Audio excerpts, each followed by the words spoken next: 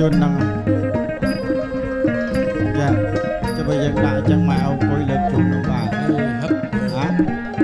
ចង់លើព្រំវិញចែកចិត្តខ្លួនឯងធ្វើមិនធ្វើចោះទៀតឲ្យមែនអង្គអង្គុយផ្លែតសិនមកជូនអាំងប៉ាវសិនទៀត